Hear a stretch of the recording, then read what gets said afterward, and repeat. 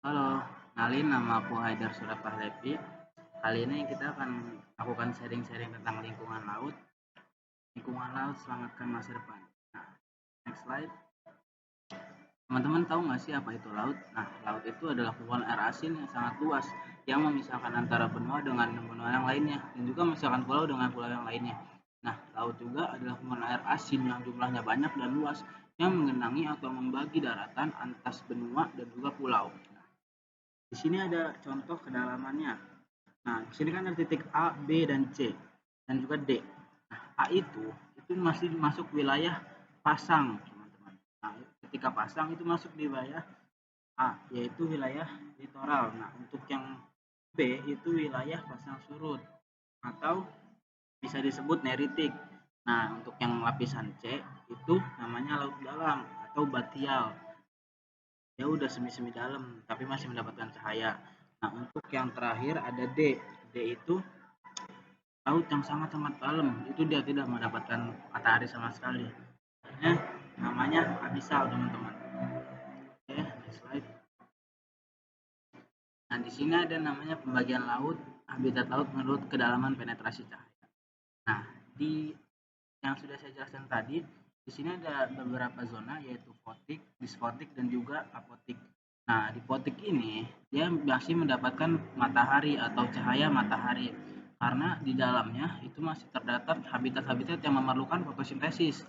Contohnya terumbu karang dan juga zooplankton. Nah, untuk yang disfotik itu wilayah yang dapat wilayah cahayanya itu remang-remang.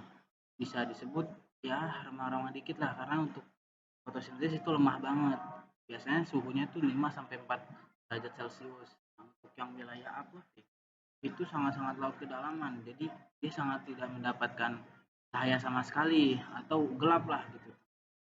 Untuk di pasokan di dalamnya juga itu macam-macam bentuknya dan juga unik. Contohnya anglerfish, tripod fish, dan juga vampirfish. Nah, untuk wilayah kedalaman sendiri itu ada permukaan horizontal. Nah, horizontal itu yang begini ya teman-teman. Dia ada epipelagik, mesopelagik, batiolopelagik, abyssal-pelagik, dan hadal-pelagik. Nah, epipelagik ini biasanya masih di permukaan lah gitu, masih sekitar 0 sampai 200. Nah, untuk yang mesopelagik ini dia 200 sampai 1000 meter. Nah, di situ habitatnya tuh ada ikan hiu gitu contohnya. Nah, untuk yang di batiolopelagik itu daerah berenang benua atau yang biasanya di dalam-dalam itu tuh 200 sampai 2500 meter. Hewannya juga biasanya kayak gurita gitu-gitu. Nah, untuk yang abyssal pelagik, dia kedalamannya tuh sangat dalam, itu 4000 meter. Nah, hewan tumbuhannya tuh semi-semi ada, tapi kebanyakan hewan gitu tuh. Nah, matahari juga nggak mampu gitu nembus daerah itu. Untuk yang hadal pelagik ini benar-benar dasar banget gitu, dasarnya laut gitu. Nah, yaitu 6000 meter dan masih ke dalam lagi. Itu ada lele laut dan juga ikan taut yang dapat mengeluarkan cahaya. Jadi kayak contohnya anglerfish tadi kan, dia kan di dalam banget tuh nggak dapat cahaya. Tapi dia ada antena, semacam antena, dia antena itu bisa mengeluarkan cahaya untuk memprediksi gimana ada mangsa ataupun makanannya gitu. Nah, selanjutnya apa itu ekologi laut? Nah, ekologi laut itu pertama kali dikenakan oleh ahli biologi Jerman yaitu Ernest Haeckel pada tahun 1834 sampai 1919. Nah, ekologi itu berasal dari bahasa Yunani, teman-teman, yaitu eikos yang artinya rumah atau tempat tinggal. Nah, untuk logos sendiri itu artinya ilmu. Jadi, kesimpulannya ekologi adalah ilmu yang belajar makhluk hidup seperti tumbuhan, hewan, manusia, serta hidupnya gitu yang saling mempengaruhi dalam lingkungannya. Lingkungan yang dimaksud juga adalah segala sesuatu yang hidup dan tidak hidup di sekitar makhluk hidup tertentu. Selanjutnya ada apa itu habitat? Nah, habitat itu adalah tempat atau jenis tempat di mana organisme umumnya itu terdapat dua lingkungan laut, yaitu bentonik dan juga pelagik. Selanjutnya ada klasifikasi organisme laut. Nah, klasifikasinya itu ada plankton, nekton, dan juga bentos. Nah, plankton ini dia itu biasanya hidupnya melayang-layang di air. atau dia nggak bisa ada kemampuan diri untuk mempertahankan tubuhnya lah biar nggak terombang-ambing.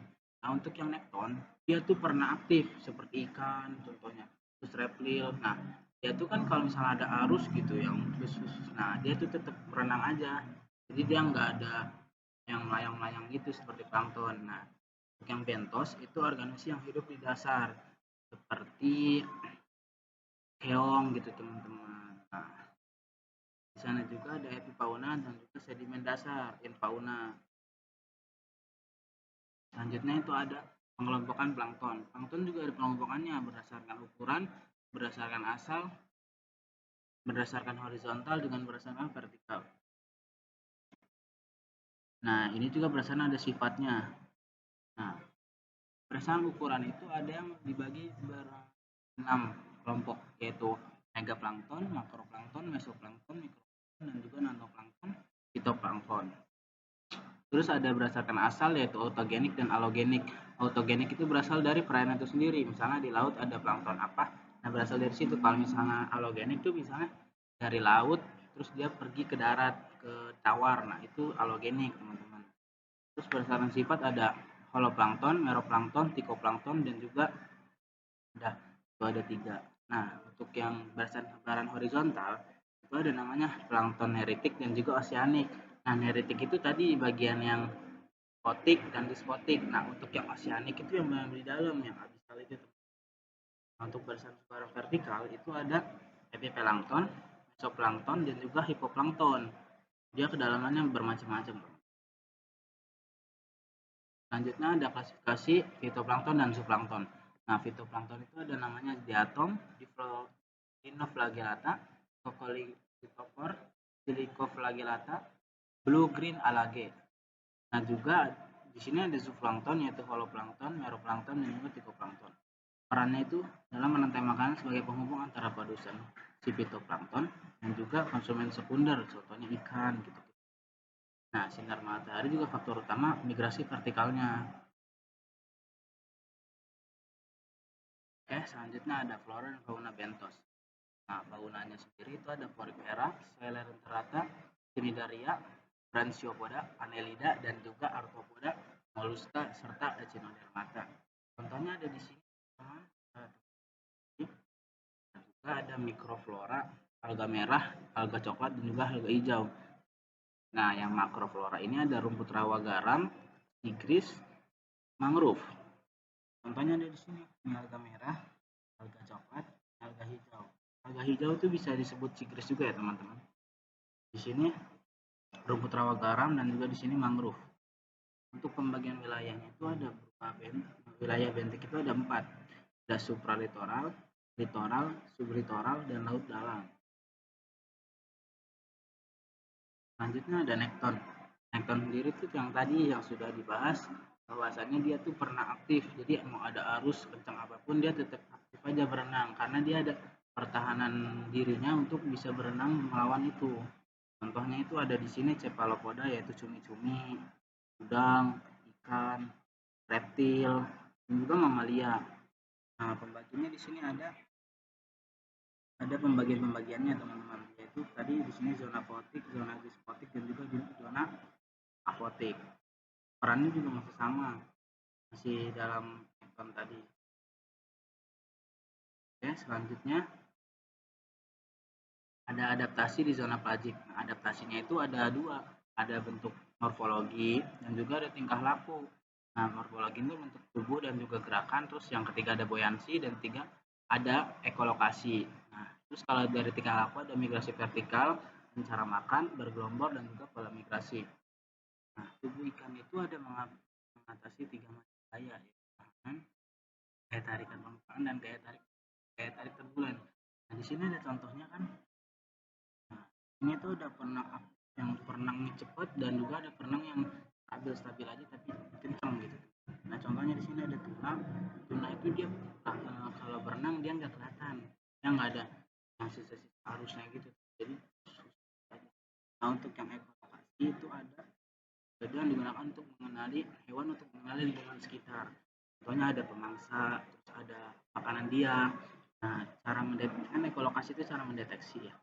Nah, di sini juga ada ekolokasi biosonar. Ekolokasi biosonar itu ada di sini tuh. Jadi lumba-lumba. Nah, di sini ada lumba-lumba, dia mengeluarkan suaranya ke depan.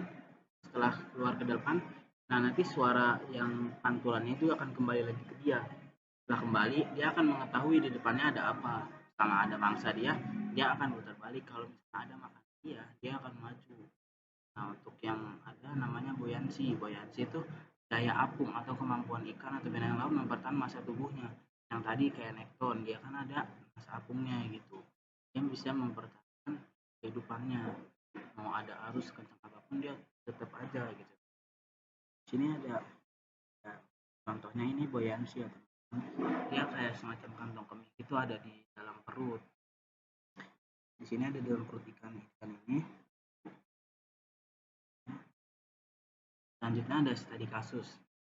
Waktu pas di Vietnam itu ada peneliti yang meneliti bahwasannya kawasan mangrove frekuensi di Wilayah Utara itu dan selatan Vietnam itu kelelawar ditangkap lalu menggunakan jaring kabut, jaring bergerak dan juga jaring tangan. Nah, panggilan ekolokasi dari si kelelawar itu bisa dapat menganalisis bagaimana jenisnya, entah itu jenis kelelawar hitam, kelelawar yang berbeda-beda lah gitu. Ini sumbernya bisa kalian lihat sendiri. Sudah selesai. Oke, jika ada pertanyaan silakan bertanya di kolom komentar. Terima kasih atas waktunya. Assalamualaikum warahmatullahi wabarakatuh.